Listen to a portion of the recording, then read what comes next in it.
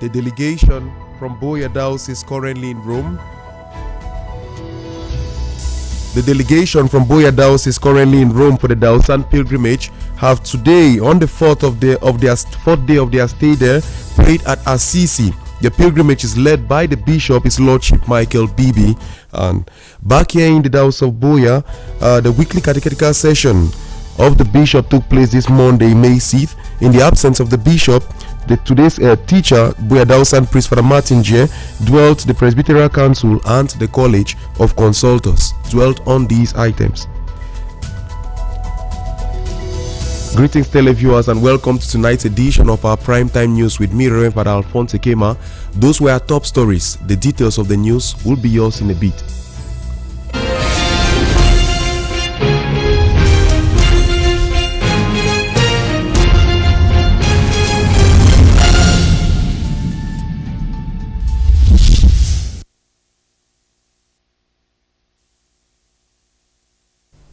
Welcome back.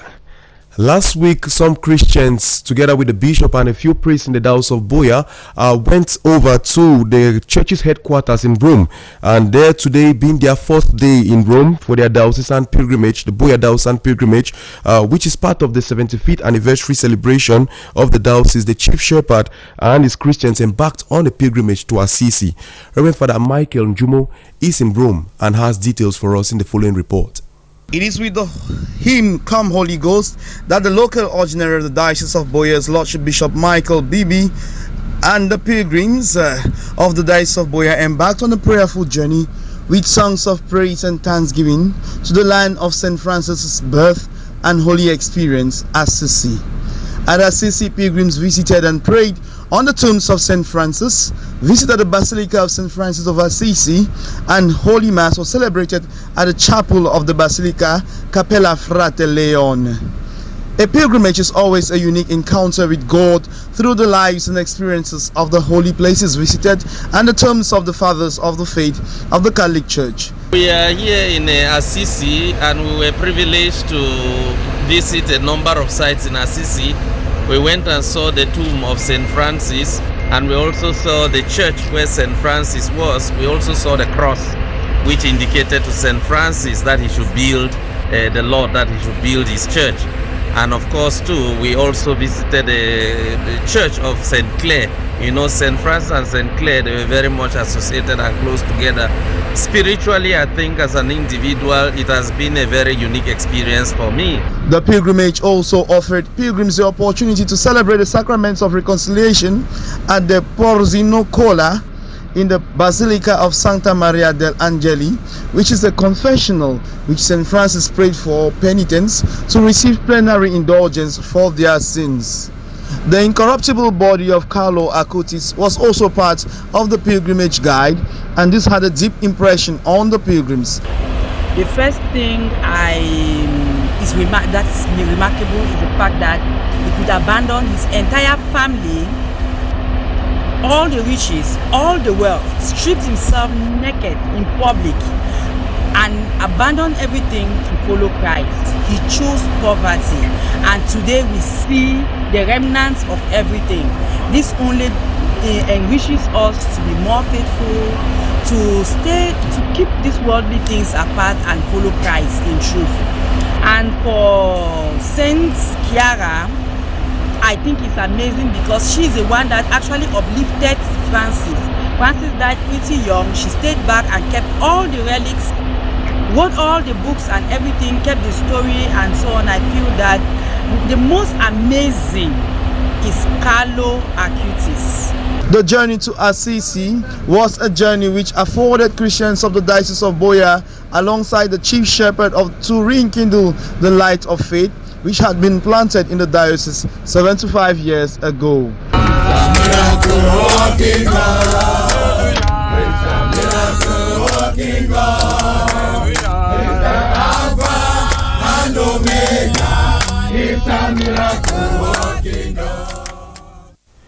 Lots of celebration there in Rome as they journey to Assisi for the pilgrimage. Many thanks to Father Mike and Jomo for that report. Back here, Christians of St. Martin de Porres Parish, Bokwango, gathered today to listen to the prelate's teaching on Know Your Faith. Today's session was taken by Father Martin J. Moka, sitting in for the bishop. He focused on what the Presbyterial Council is, together with the College of Consultors, and their duties, as well as the internal organization. Father Roderick Yangsi tells us more in the following report. Once more into the beautiful citadel of the St. Martin de Porres Parish, Bokwango, where Christians and visitors who came from far and wide to listen to the program Know Your Faith, a program whose host is His Lordship Michael Bibi, the Bishop of the Diocese of Boya. Today's session was given by Father Martin J, sitting in for the Bishop. In his teaching of today, he taught on the Council of Priests and the College of Consultors. He differentiated the terms presbyter, presbyterium, presbyterate, which all have roots from the Greek presbyterion, which is an elder of a community.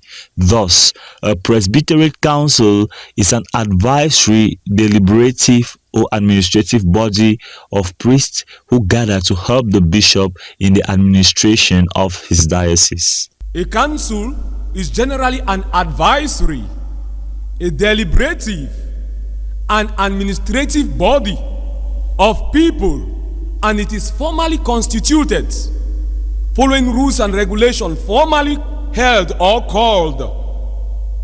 And this meeting is held in particular to resolve an issue which is at stake, which needs clarification. So from the word council, which is an advisory, deliberative, and administrative body of people, which is formally constituted, we have the Presbyterial Council, which means a council of elders, a council of elders who are the priests in the church.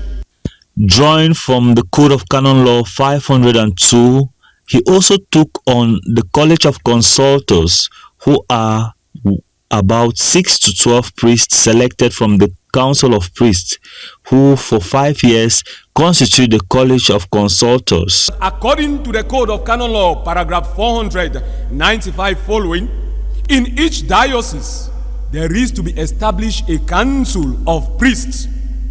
That is a group of priests who represent the presbyterium, a group of priests who represent the other priests.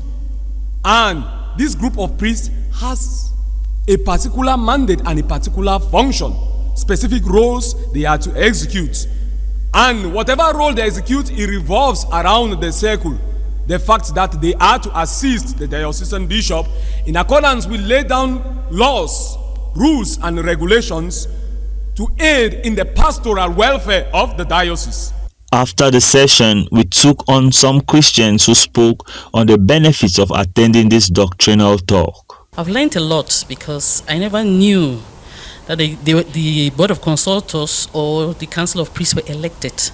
I thought it was a decision of the bishop to just appoint the Council of Priests. But from his teaching today, I can see that even though at times we see the church is not democratical, but there's an election before we have the Presbyterial Council. So for this, I'm very grateful. He has given me an insight of what the church is all about. We are so happy with the teaching, and we encourage the Christians to always attend these doctrines so that we learn more about our faith. The Christians left with much satisfaction while they await the next session with vigor and enthusiasm. Father Roderick Yangsi wrapping up that report. On to another story. Catholic women or members of the Catholic Women Association of the Ecclesiastical Province of Bamenda have been called upon to be women of faith, good faith of course, and to wholeheartedly take care of their family, especially when in difficult situations. The call was made by the Bishop of Mamfa's Lordship Abangalo Aloysius to the Catholic women who met over the weekend to plan for their Diocesan Jubilee and Congress come July 2024 in Boya. Our newsroom contributor, Veronica Tangwa, was present at this event and now gives us the details.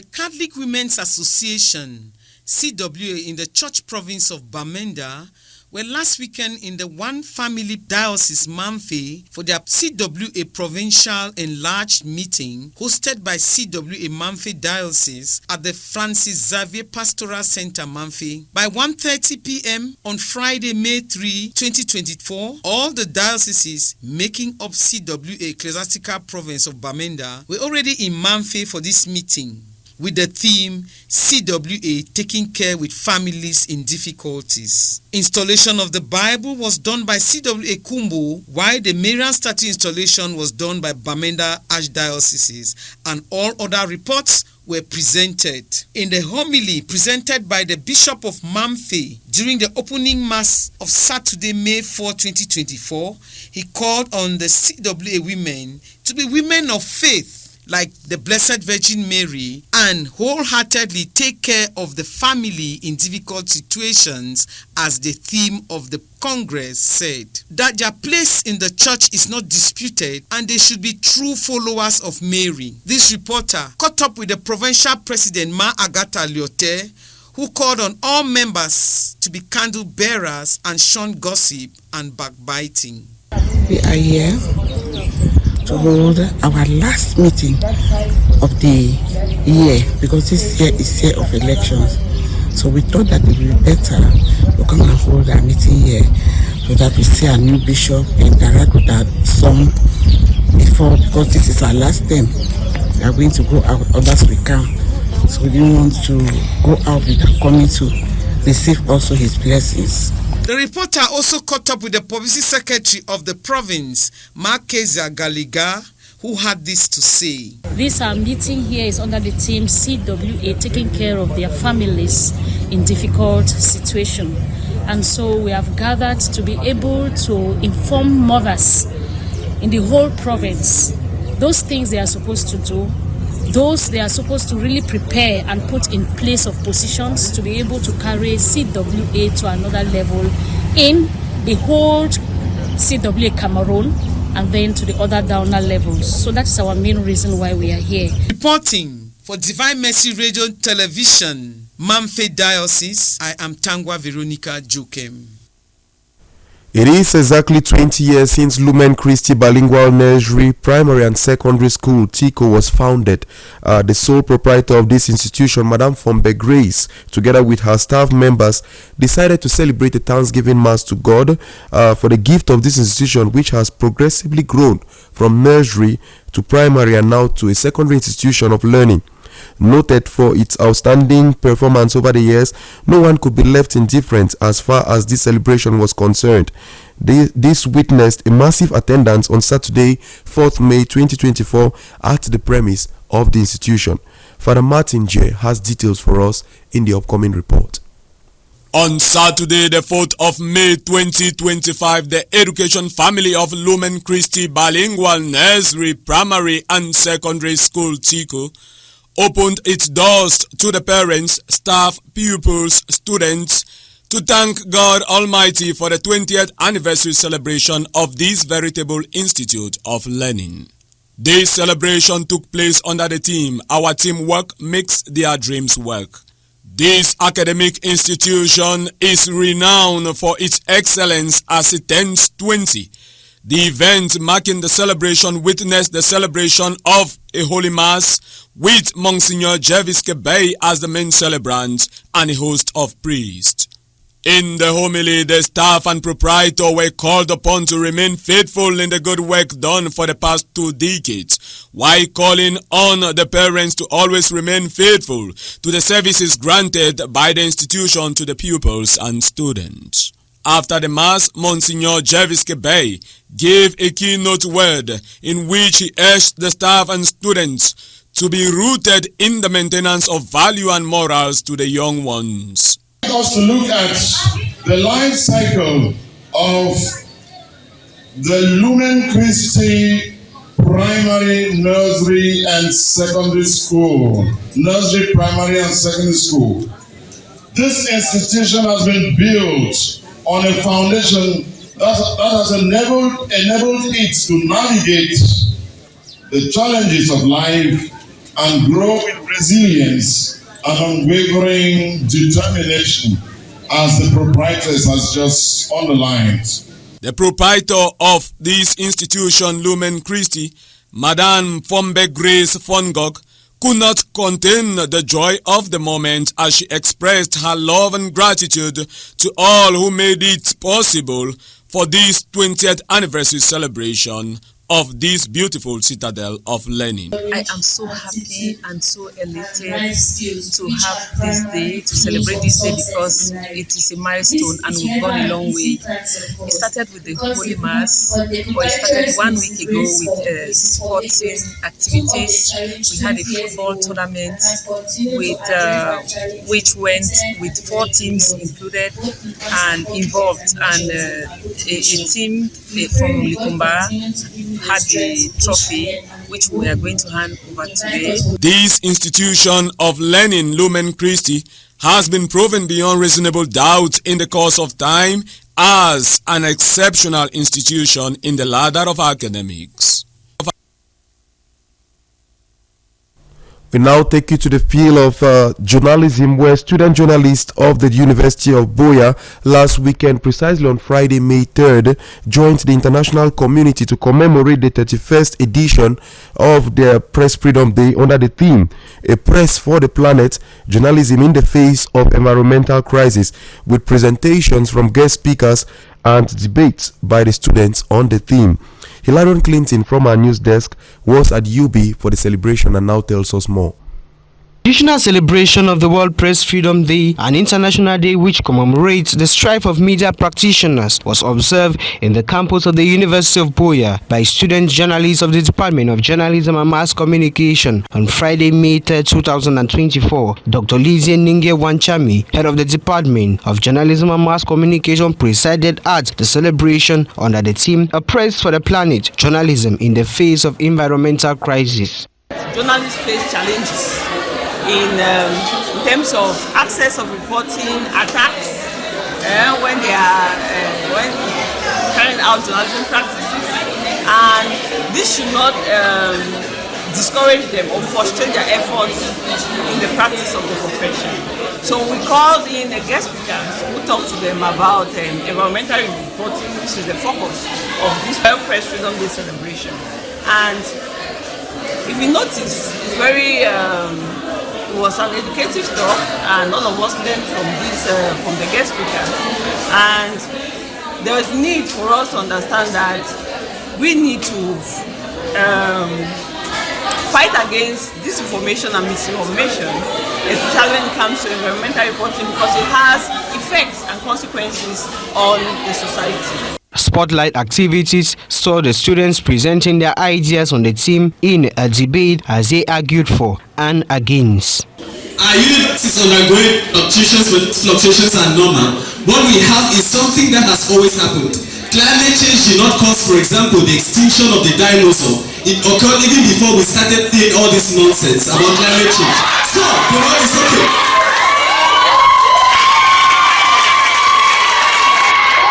Guest speakers thrilled the students on various aspects of the theme. According to Etang Sidoni, one of the guest speakers, her feedback was encouraging. My feedback is they have the slogan plenty good.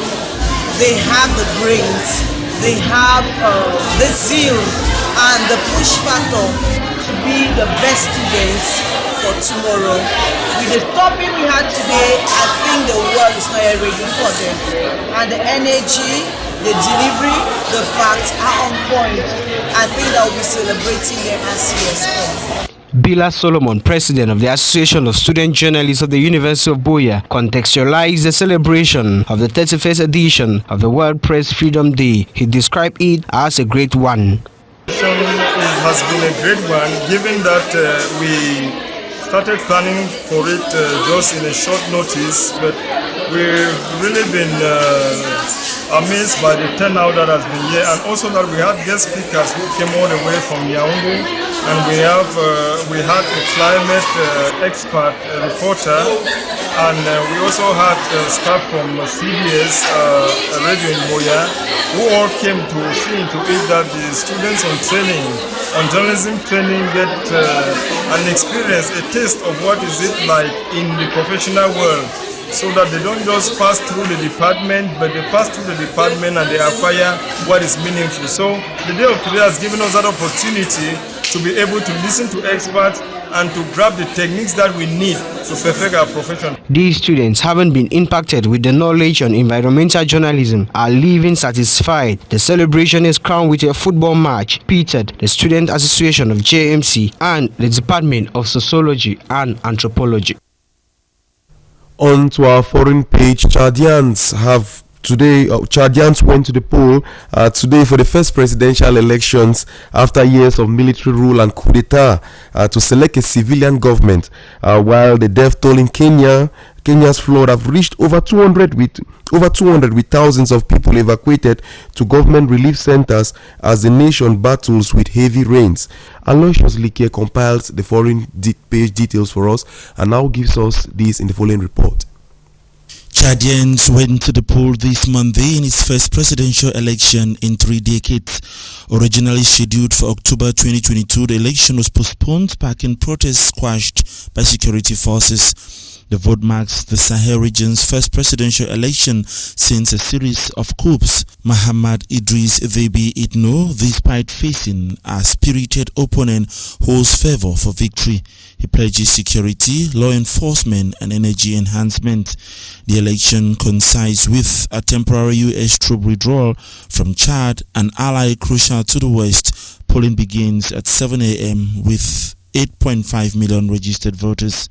Early voting by soldiers precedes the main election day. Provisional results are due May 21st, final by June 5th. A runoff is slated for June 22nd if no candidate secures over 50% of the vote. Since assuming power, Deby maintains ties with France, while neighboring Sahel nations pivot towards Moscow. Chad retains significant French military presence. The U.S. recently announced temporary troop withdrawal, citing a security review after post-election. Togo's ruling Union for the Republic Party, the UNIR, has won a sweeping majority in the country's legislative elections held on the 29th of April. Provisional results published late Saturday by the Electoral Commission showed it had won 108 out of 113 seats in the parliament. Voting took place against the backlash of heightened political tension following approval earlier April of a controversial new constitution and a series of crackdowns on opposition protests. The results paved the way for President Faure Gnassingbe to extend his 19-year rule under the new charter. It will allow him to take the newly created post of President of the Council of Ministers, a role similar to Prime Minister that is automatically assumed by the leader of the majority party in Parliament. Under the previous constitution, Gnassingbe will have been able to run for president just one more time. This will have potentially allowed him to stay on as the head of state for a 5-year term straight in 2025. Opposition party says the new post will allow him to avoid these term limits and extends his family's decades-long grip on power as long as the UNIR continues winning most seats in the National Assembly. After boycotting the last legislative election, they had been hoping to gain more seats in Parliament, enabling them to challenge the UNIR. The death toll in Kenya's devastating flood has risen to at least 228. 72 people currently reported missing and 164 have been wounded. The government spokesperson Isaac Marua said Sunday, May 5th, that more than 223,000 people have been affected by the floods. Authorities continue to enforce the evacuation order that was issued on May 2nd. In Nairobi County alone, 163,210 residents have been evacuated from the riparian areas as the government arranged alternative accommodation. accommodation. This figure accounts for forcibly or voluntary evacuations. Isaac Marua insisted that the country remains safe for tourism. Holidaymakers and staff were evacuated from the Maasai Mara National Reserve in the southeastern Kenya last week. Weeks of heavier than usual seasonal rains, compounded by natural weather phenomena such as the El Nino and naturally occurring climate systems such as the Indian Ocean deep hole, have caused chaos across the East African nation. That report brings us to an end of what we had for you on tonight's newscast. But before we take leave of you, let us have a recap of our major stories. The delegation from Boya Daos is currently in Rome for the Boya Daos Sun pilgrimage. Have today, the 4th day of their stay there, prayed at Assisi. This pilgrimage is led by the Bishop, His Lordship Michael Bibi. Back here in the Diocese of Boya, the weekly catechetical session of the Bishop took place this Monday, May 6th. In the absence of the Bishop, today's teacher, Boya Daos Sun priest Father Martin Jie, dwelt on the Presbyteral Council and the College of Consultors. Thanks for joining us on tonight's edition. We stay tuned for more interesting programs on DMR TV. I've been Father Alphonse Ekema. Bye.